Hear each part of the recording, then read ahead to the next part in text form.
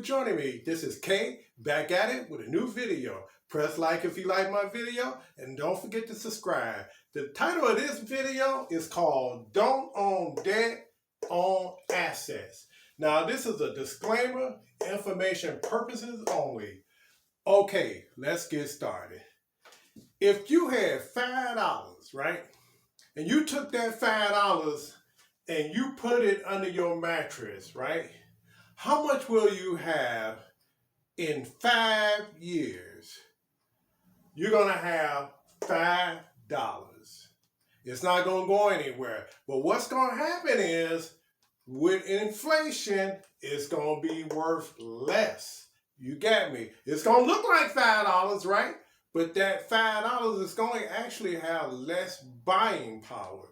Now, you're probably saying, well, Kay, why would you say that? Because of inflation. If inflation, I don't know if you've been following the Fed. He's been trying to lower the inflation rate. We had a high of, I believe, like 9%.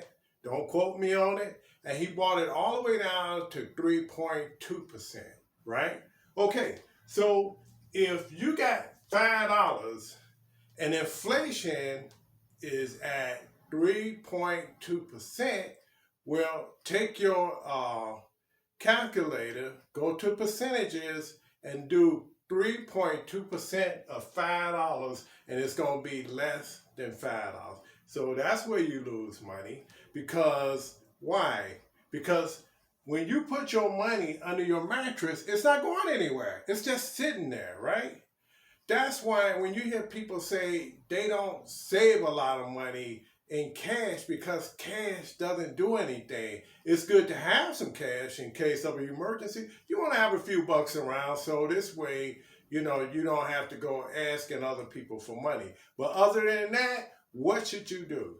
You should have some good investments. And then get rid of some of these bad investments. So what are some of the bad investments? A lot of shoes, clothes, fancy, expensive car, expensive watches, eating out all the time, expensive house or apartment, going to the bar, the clubs, the strip joints, where the strippers will be happy with you because they making money off you. A lot of credit card debt in general, vacations you can't afford. I once had a friend. She would go on vacations, but the way she did it was she would max out her credit cards to fund the vacation until she got to the point where she no longer had a credit card because it was all maxed out during her vacation. What's the smart way to do it? It's to save up for your vacation. I do it all the time. If I'm going somewhere, I'm going to save up for that vacation. And yes, I'm going to use my credit card while I'm on vacation, but the minute I get back, I pay off the credit card. And this way, the credit card company is happy, and I'm happy too because I don't have all this debt after my good time, right? So, other bad debts, a boat, owning your own plane, summer home. Now, the boat, the plane, summer home, now these can actually be accessed if you're renting them out when they're not in use. But if it's just sitting while you're not using it, it's costing you money.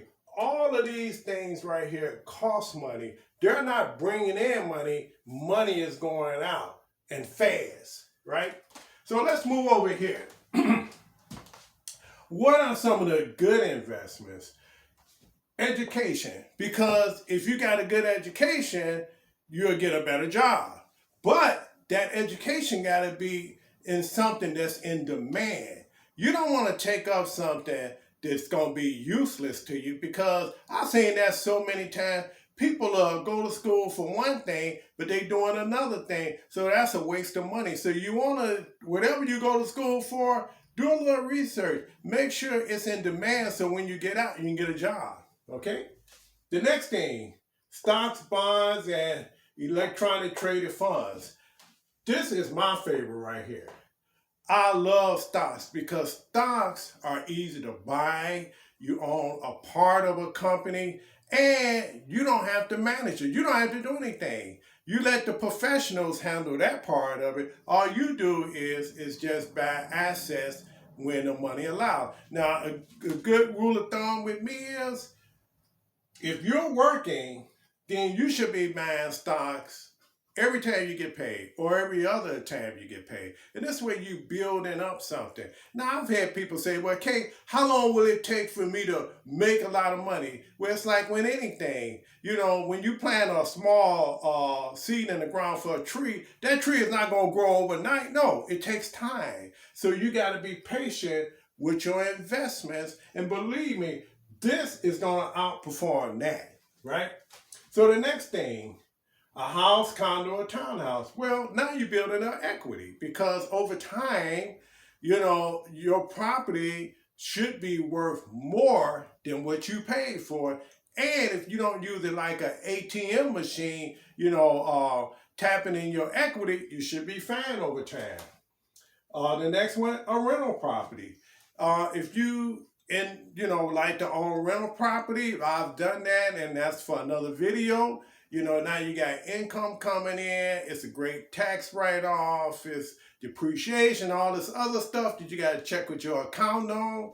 And he'll tell you all the pros and cons of how a rental property can benefit you. Owning a business. If you own a business, that's going to generate money for you. Now, if you got a restaurant, restaurants are cool. I love restaurants, but it's a low margin business. So, you know, you're going to spend a lot of time, but not make a lot of money. Invest in somebody else's business. Now, you know, let's say you got a friend that's thinking about owning their own gym, right? Well, you can be a silent partner and just invest in it, and whatever profits y'all make, you know, you can make your money like that. Or any business. A car for work. Well, you know, we got to get to and from work, so, you know, you invest in something that gets you from point A to point B. You don't really need a Mercedes-Benz and all these other cars to go back and forth to work in.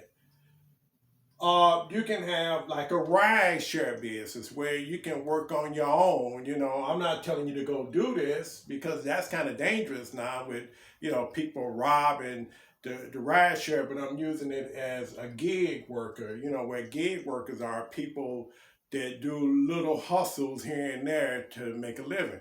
Now, you can do that and do something else because a gig worker is great for tax time, depreciation if you get a car or whatever the small little hustle is.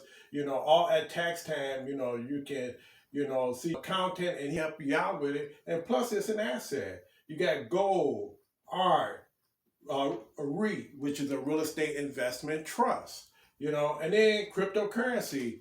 I wouldn't advise this one along with penny stocks, but if that's your thing, go for it. So these are some of the things that you should look at when you spend your hard-earned money. You want stuff that's going to grow over time. You don't want to have a lot of stuff, but you want stuff that's going to appreciate, because believe me, folks, you won't be able to work forever. So you want to make these things work for you while you can. And I forgot to put in there, if you're working, you can get a mutual fund. Mutual funds are good too. You know, you do, if it's matching, so let's say they match 5% and you put in 5%, that's 10%.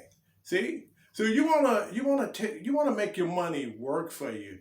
And this way, when it gets time for you to sit down, you got some money to work with. You can sell off some of these things and sit down and be okay. That's all I have for you. Press like if you like my video, and please subscribe.